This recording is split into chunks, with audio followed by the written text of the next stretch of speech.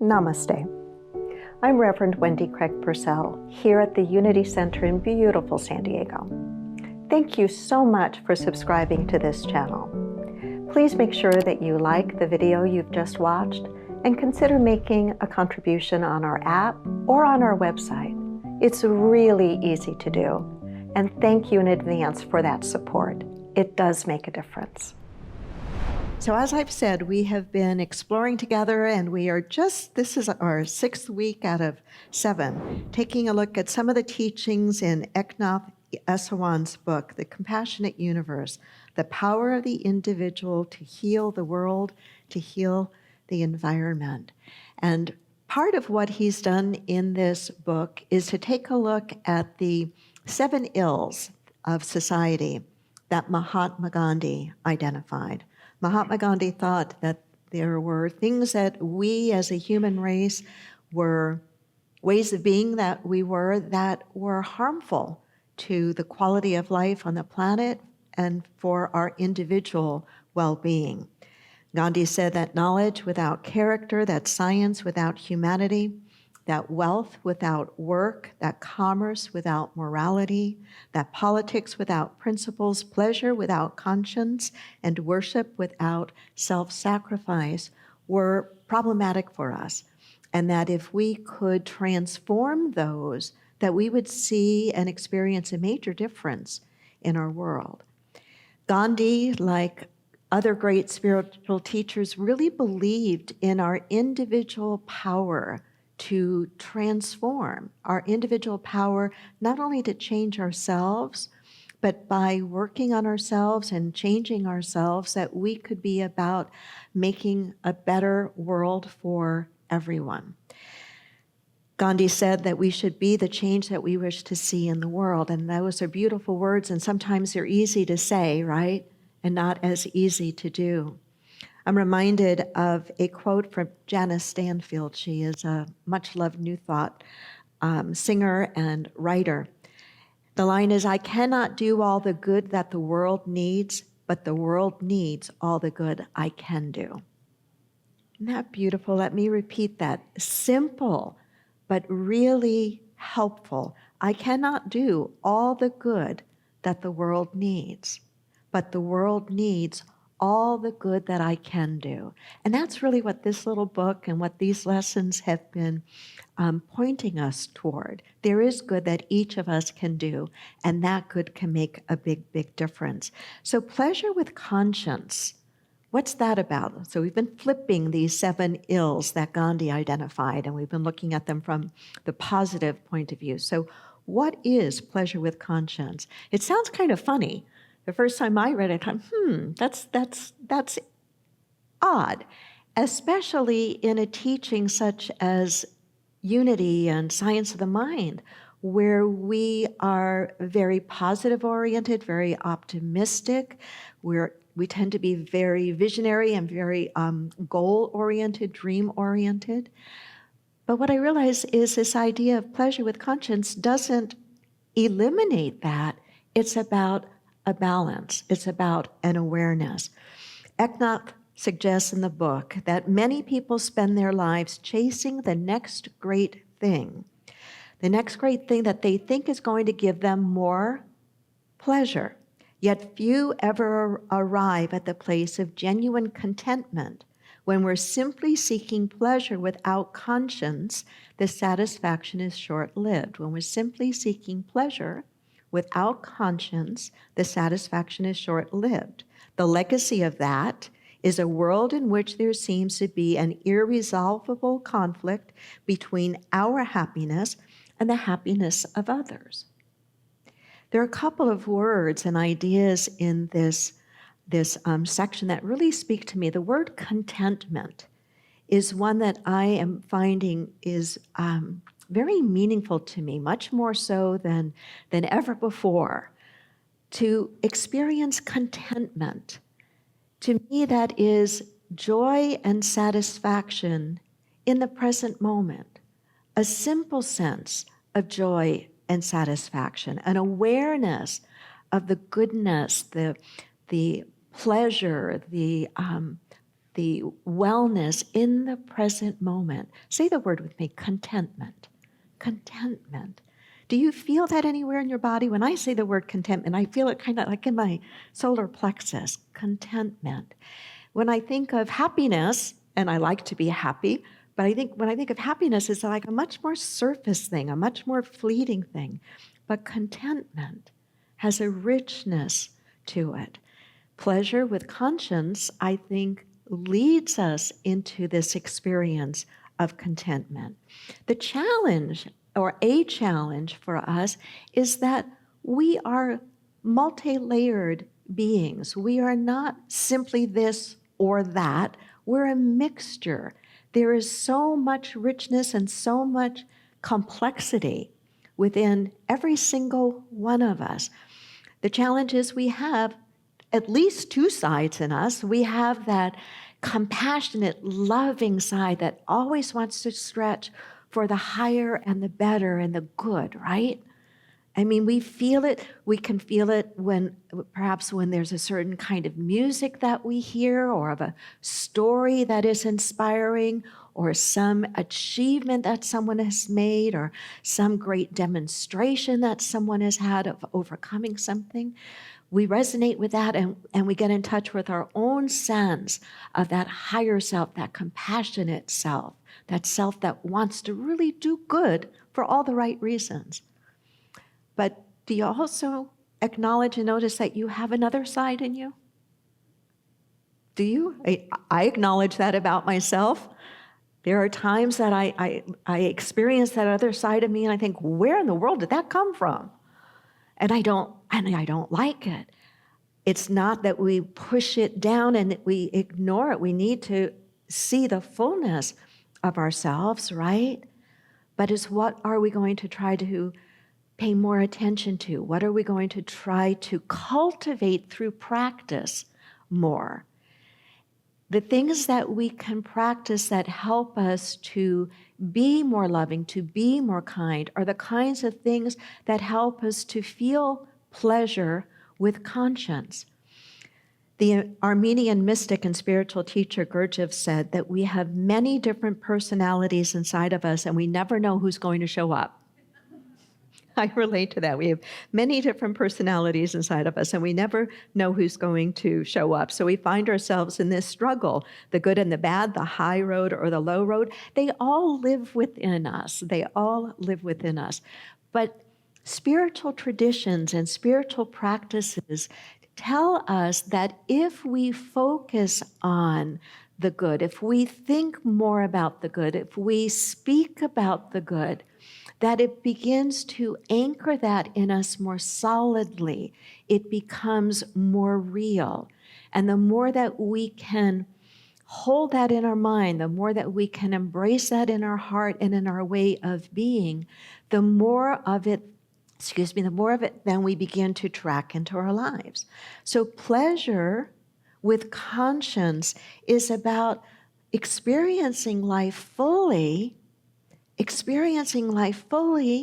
for the benefit of all and in balance. Experiencing life fully, consciously, in balance, and for the benefit of all. I came across a story a while back that I knew I would share with you one Sunday. I don't know the exact origins of this story, and I thought about sharing it on Mother's Day, and I realized I wouldn't be able to get through the story if I were to share it on Mother's Day, but I think I can get through it today. And it speaks to me of this idea of what helps us to understand pleasure with conscience.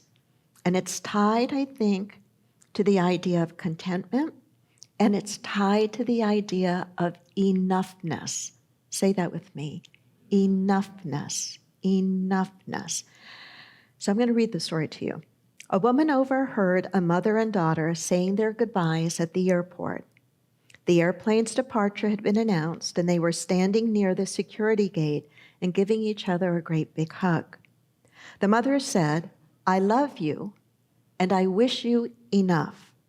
And the daughter replied, "Mom, our life together has been more than enough. Your love is all I ever needed. I wish you enough too, Mom. They kissed, and then the daughter left to get on the plane. The woman telling the story continued. The mother walked over to the window where I was seated, and I could see that standing there she wanted or needed to cry. I tried not to intrude on her privacy, but she welcomed me in by asking me, "Did you ever say goodbye to someone knowing it would be forever?" "Yes, I have," the woman replied, "but forgive me for asking, why is this a forever goodbye?" "I am old," the mother said, "and my daughter lives so far away. I have challenges ahead, and the reality is that her next trip back will likely be for my funeral. When you were saying goodbye, I heard you say, 'I wish you enough.' May I ask what that means?" The mother began to smile. She said, "That's a wish that's been handed down for generations in our family. My parents used to tell it to everyone. When we said, 'I wish you enough,' we were wanting the other person to have a life filled with just enough good things to sustain them." Then turning toward me, she shared the following as if reciting it from memory. "I wish you enough sun to keep your attitude bright. I wish you enough rain to appreciate the sun more. I wish you enough happiness to keep your spirit alive. I wish you enough pain so the smallest joys in life will appear much bigger. I wish you enough gain to satisfy your wanting. I wish you enough loss to appreciate all you possess. I wish you enough hellos to get you through the final goodbye." Is that not a beautiful sentiment? I don't know if you feel at all choked up, hearing the words, but I certainly do. That concept, I wish you enough. To me, that's what contentment is. To me, that's what's at the heart of, I think, what Gandhi was trying to get us to understand of pleasure with conscience. Enough. I wish you enough. I wish you enough. In the book, in the chapter in which Esalen is writing about this idea of pleasure with conscience, he actually outlines, and I'm going to touch upon some of them a little bit more than others. He outlines 8 simple practices we can do to help us move into this experience of pleasure with conscience. They're really simple things. By now, if you've been in metaphysics or unity or science of mind for any length of time, you've probably heard it all already in one way or another. It's how the ideas land on us at any particular point in time. It's what we might be dealing with in our life at any particular point in time, where the ideas that maybe we've heard many times before suddenly take hold and root in a way that can become really transformative for us. So I'm going to touch upon these 8 ideas that Esalen suggests are a path forward to cultivating more pleasure with conscience in our lives. And as I do, notice if there's 1 or 2, maybe 3 at the most, that really kind of speak to you. And perhaps those are the 1 or 2, maybe 3, that you begin to practice a bit more in your life. So the first one that he leads with is a practice he calls passage meditation. Passage meditation. There are many kinds of meditation. Passage meditation is the idea of selecting a passage, usually from some spiritual or sacred text or perhaps a certain prayer, and committing it to memory. Committing it to memory, and then using that passage every single day for about 30 minutes. He suggests in the morning as a way to start the day. It could also be beneficial at the end of the day or any time that we choose to fit it in. But committing it to memory and working with it in consciousness, not just saying the words, not just rote, but really trying to embody them. I did this for a while, and I think I'm going to pick it back up again. My meditation practice changes from time to time. I'll practice in a certain way for months or a couple years, and then I might move and practice something slightly different. And I was reminded as I was working on this lesson that there was a period that my passage meditation was around the prayer of St. Francis of Assisi. Close your eyes as I just read these words to you that you've probably heard many times before. And imagine what a day might be like if you were to be practicing passage meditation and really work with this prayer for 30 minutes. Lord, make me an instrument of your peace. Where there is hatred, let me sow love. Where there is injury, pardon. Where there is doubt, faith. Where there is despair, hope. Where there is darkness, light. Where there is sadness, joy. O divine Master, grant that I might not so much seek to be consoled as to console, to be understood as to understand, to be loved as to love. For it is in giving that we receive. It is in pardoning that we are pardoned. And it is in dying that we are born to eternal life. Amen.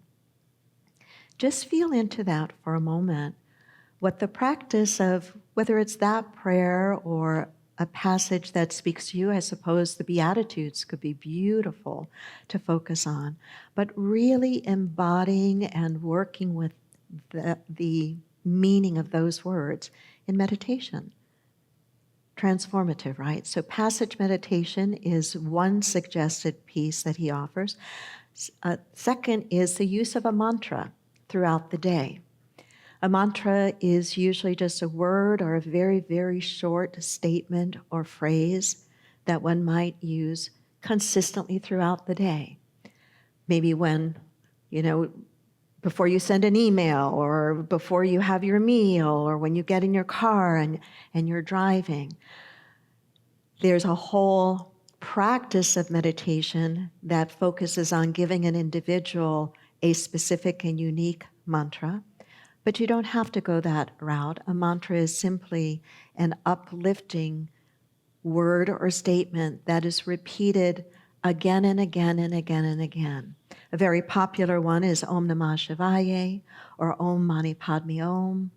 And where something like that can be so helpful, especially if we are prone to fear or worry or anxiety, being able to have a mantra that we go to again and again when we're feeling worried or when we're feeling off center or anxious can help bring the mind back to more of a place of stability. Back to a place of stability. A third practice that he suggests that can help move us into a greater experience of pleasure with conscience, or this, what I'm calling contentment and enoughness, is a practice of deliberately slowing down. Deliberately slowing down, whether it's slowing down our speech or slowing down our driving or slowing down our activities, of deliberately slowing down. For me, oftentimes in my meditation, one of the most helpful things I can do is just imagine my mind and everything beginning to move more slowly, slowing down. Meher Baba, a 20th century Sufi mystic, said, "A fast mind is sick.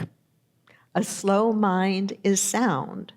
A still mind is divine." Teresa of Avila, who was a 16th century Catholic mystic, said, or doubted that anyone could make progress on the spiritual path unless they slowed down. A great place to start is out on the freeway, wouldn't you agree? How many of you are shocked by just how fast we are driving these days? Am I the only one that's noticing? It used to be like it's okay to kind of go 5 miles over the speed limit. I've driven, or my husband and I have driven in Germany on the Autobahn. It's saner on that, where there's no speed limit, than where we do have them. Slowing down, what's that about? It's about dialing back the intensity of how we approach everything. We can look to science and to medicine and see just how much we're being told the way we are living our lives is damaging us, our health, our physical health, right? So I think that Eknath makes a really good point here. Slow down. The fourth is one-pointed attention. One-pointed attention. We've all been warned about the idea of multitasking, haven't we? Right? One-pointed attention is to stop doing that. There's a line in the book that I really like. Let me read the paragraph, and then I'll share the line I like. S1 writes, doing more than one thing at a time divides attention and fragments consciousness. Everything we do should be worthy of our full attention. When the mind is one-pointed, it will be secure and free of tension and capable of the concentration that is the mark of genius in any field. I was really struck by the sentence, everything we do should be worthy of our full attention. That really struck me. Everything I do should be worthy of my full attention. You know, in a simple way, I can think of when I have broken something. If I had been giving whatever I was doing full attention, I probably wouldn't have dropped that dish or banged into that thing. If I had been practicing one-pointed attention, I probably wouldn't have almost walked into, a door jam as I'm walking and texting at the same time. Am I the only one that's ever done anything like that? Everything we do should be worthy of our full attention. I don't know how realistic it is for me or any of us to never attempt to multitask or think that we're multitasking. Long ago, I've tried to move away from black or white. It's all or it's nothing. Where I want to live is with this feeling, this idea, everything I do or what I'm doing should be worthy of my full attention, one-pointed concentration. The fifth, and this one is a little confusing to me, but he says that training the senses through eating can really help us with this idea of cultivating pleasure with conscience. And he talks about the difficulty of taming the mind, of training the mind when we try to do it directly, like through concentration or through meditation or even through passage meditation and mantra and so forth, that sometimes trying to tame the monkey mind and train the mind directly can be really challenging. But he suggests, and he points to some of Gandhi's practices as well, that we can approach it somewhat indirectly by working to train the senses, and in particular, he suggests training the senses of eating, choosing to notice with greater awareness our likes and our dislikes, beginning simply to cease choosing foods that don't benefit our health and instead choosing foods that do. He writes, with training, your senses begin to listen to you. With training, your senses begin to listen to you, and when your senses begin to listen to you, your mind becomes calmer and clearer. Then you always have freedom of choice.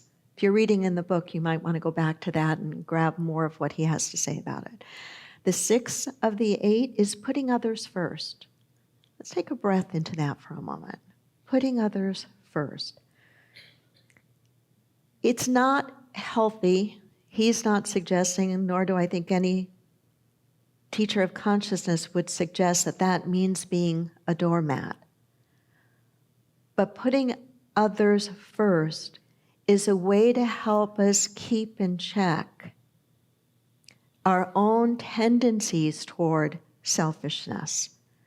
And that when we live our lives from more of the framework of what's in me for this, what's in me for it, than what's in it for me, we begin to build an energy, a way of being in us that is more at peace, more loving, more kind. He writes, by putting the welfare of those around you first, you will gradually find it natural to focus your energy and creativity into a single sharp beam. Instead of asking, how much will I get? Your only question will be, how much can I contribute to this situation? When we ask, how can I make a difference? Instead of what can I get out of this, it turns us inward to those resources we already possess. We look at life from our own place of value and self-worth. And when we're giving from this fullness of our own inner resources, we find we're less likely to overcare. Overcare or giving until it hurts doesn't really serve anyone. But when our inner storehouse is well stocked, we give from that place of true generosity that empowers both the giver and the receiver. There's something that we feel inside when we do approach situations and people from the place of, what in me do I have that could make this situation better or be helpful to this person or this situation? It feels good to give, doesn't it? Think about the last time you did something for someone that was completely unexpected. Can you think of that? Doesn't it feel good? This is what it's pointing to here. And then just two more very quickly. The seventh, he says, is to read the mystics. To read the mystics and to contemplate what the mystics have to say. To draw inspiration from writings by and about the world's great spiritual teachers. And he suggests the value of this is to lift our vision of humanity. I don't know how it is for you, but I have to work pretty consistently to override what I hear in the news. I choose to remain informed. I choose to listen to the news, not overconsume, but I want to know what's going on. But we know that the news presents a very distorted, one-sided, what's the expression? What bleeds leads, right? So we don't hear a balance of the good news. And what that says to me as sensitive, conscious beings who are trying to stay awake and trying to stay engaged is that we need to also feed our minds with the vision of a higher vision of humanity, of remembering how good the vast majority of people really are, and keeping that alive in our minds and our hearts, so that then we are better prepared and able to deal with the darkness when we find ourselves in a dark situation. And the last that he suggests, and I almost led with this one because I think it is so very important, he said, spiritual companionship, sangha, being together really does make a difference. Having people who think along the same lines that you do, who value some of the same practices that you value, who hold a vision for our world that you hold of peace and kindness and justice. It's important to have times together, not to isolate ourselves from the other, but to have time together in person to both support and to be supported. I always remember that when Jesus sent his disciples out to share his message, he didn't send them out one by one. He sent them out by twos. And I think he did that because he knew that together they could be stronger in staying true to the message he, I believe, wanted them to impart. I think the same is true for us. I hope when you come here in person or when you choose to gather online that you feel the energy of the community and that the energy of the community itself helps you to keep that light that is true about you shining brighter for yourself, for your loved ones, and in the places where you can make a difference. Namaste.